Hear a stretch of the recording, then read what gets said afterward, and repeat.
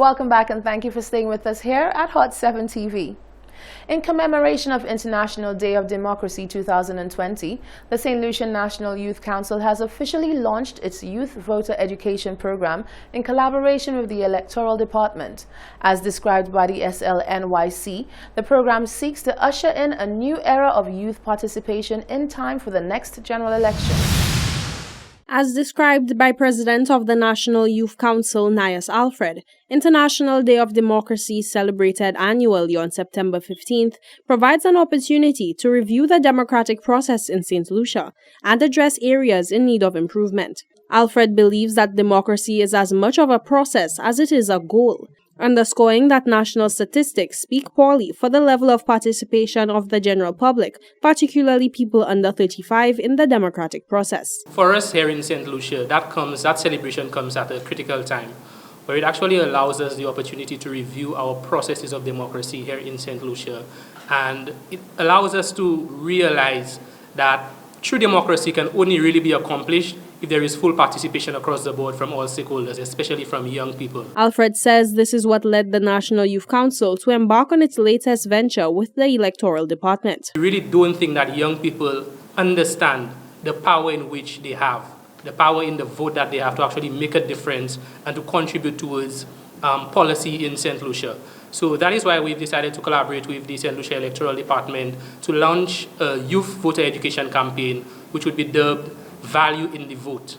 And that campaign would basically give an opportunity for young St. Lucians to take part in the process, to get past the whole view that to be involved in politics, you have to be partisan, you have to be red or yellow. It speaks to education, educating young people on the value of their vote, educating them on why they need to be involved. The 2020-2021 Youth Voter Education Campaign will seek to engage youth through a series of formal and informal activities comprising of social media competitions, mock voting centers, focus group discussions, social events, youth town hall sessions, and constituency debates. The NYC is set to release a calendar of events in the coming weeks. Jacques Wooding, Hot 7 News. Barbados has announced its intention to become a republic and remove Britain's Queen Elizabeth as head of state by November next year. Governor-General Dame Sandra Mason gave the update this morning at the opening of a new parliamentary session in Bridgetown. Dame Sandra said the administration of Prime Minister Mia Mottley will take the next logical step to make Barbados into a republic in time for the country's 55th anniversary of independence in November 2021. In 1998, a Barbados Constitutional Review Commission recommended Republican status, and in 2015, then Prime Minister Frundell Stewart said his administration would have implemented the recommendation. Most Caribbean communities, CARICOM states, maintained formal links with the British monarchy after gaining their independence. If Barbados goes through with its plans, it will join Trinidad and Tobago and Guyana as members of CARICOM's Big Four to sever ties with the monarchy. Various administrations of Jamaica, the fourth member, have repeatedly said they would make Jamaica into a republic, but no steps have been taken to do so. Prime Minister Andrew Holness, who was last week sworn in for the second consecutive term, had committed to putting the issue, along with other major constitutional reform proposals, to citizens in a grand referendum. The Queen is head of state for 9 CARICOM member states: Antigua and Barbuda, the Bahamas, Barbados, Belize, Grenada, Jamaica, St. Lucia, St. Kitts and Nevis, St. Vincent and the Grenadines.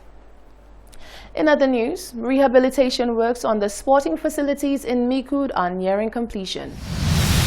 Another 2 playing fields under the National Sports Infrastructure Program are into the final phase of their rehabilitation, with completion estimated to be within a couple of months. Construction manager Dominic Matra says the turf for fields at Micoud and Deriso will be laid once a leveling machine currently in operation at the Soufrière Mini Stadium becomes available. Presently, Micoud is only ready to take the final grading with a layer of small stones. We have all drainage and everything is in place, and the turf. So we are hoping that is after that is we have done Soufrière, which will be starting around the 10th of September. We will be moving to Deriso and very far to Micoud to do that turf area. So therefore, this will be the Miku playing field. Also, you see that we have done what we call the fencing. And we're on the last stage of the fencing of the Miku playing field. So therefore, everything is going well with the project. And therefore, we are hoping that we will get to the end by the end of October. We're going to have a swimming pool. We're going to have the refurbishment of the basketball court and also multiple centers. We also have produced what we call a five-a-side sand playing field at our back. So therefore, we have all of these facilities around. And as we put those things, we are going now to look at the stands and what kind of seats we're going to put in. Work on the Deriso playing field is at a similar stage, and Matre was quick to point out that there will be a special cooling system that will regulate the temperature of the field. People are saying that the field gets hot, but we have actually added new technology to the turf, a cooling system that will be coming in with the field to regulate temperatures. As the temperature rises, it will release moisture to cool down the field. But this is a Deriso field. It has gone through the system. It is ready to receive the turf now, as you could look at it. It is final. The final grading has been done, and therefore we expect actually that is in the next 3 weeks' time that the turf will be on that field. But also on that field, also that program, we are refurbishing the multi-purpose court which we have up there. That is, we are going to resurface it, put new lighting, and so on. We are also creating a small five-a-side field on the side here, which we're going to have. But also we have fencing going on. So if you look carefully at what we have, at the back we have what called the retaining wall being fixed. According to Matre, the dimensions of the Deriso playing field have been extended to provide a minimum FIFA-sized football surface. It will be the main field in the community. Phase 2 of the project will provide changing room facilities for players, and portable seating will be installed to accommodate spectators.